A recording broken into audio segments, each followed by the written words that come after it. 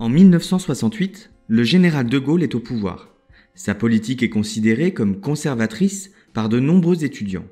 On est à la fin des 30 Glorieuses, l'économie commence à ralentir, un mouvement de contestation majeur débute en mai.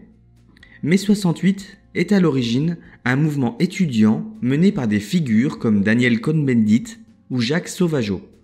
À Nanterre, puis à la Sorbonne, de nombreuses manifestations ont lieu au début du mois. Les étudiants réclament plus de liberté individuelle, moins d'inégalité sociale et rejettent en grande partie la société de consommation. Ces manifestations sont réprimées par les forces de l'ordre, ce qui participera à l'extension du mouvement. En effet, le 13 mai 1968, il est rejoint par les syndicats d'ouvriers qui organisent en soutien aux étudiants la plus grande grève générale depuis 1936 et le Front populaire. Les travailleurs réclament une amélioration des conditions de travail, mais aussi des réformes sur le fonctionnement des entreprises.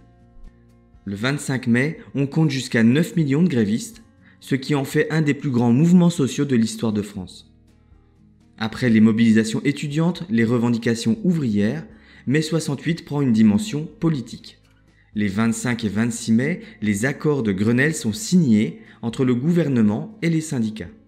Le mouvement ne s'éteindra qu'au début du mois de juin avec la dissolution de l'Assemblée nationale par De Gaulle et l'organisation de manifestations pro-gouvernement. Mais au final, mai 68, ça a donné quoi ?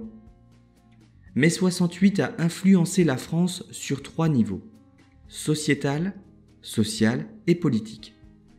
D'un point de vue sociétal, il initie la libéralisation des mœurs et permet l'évolution de la condition féminine en France.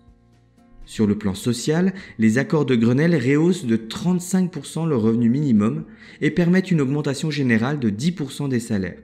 Ils étendent aussi les droits syndicaux et réaffirment le temps de travail hebdomadaire à 40 heures.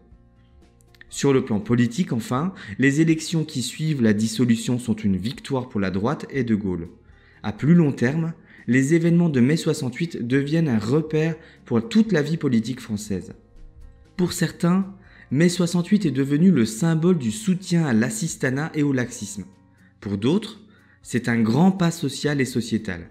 Ce qui est sûr, c'est que près de 50 ans après, mai 68 continue de nourrir le débat politique français.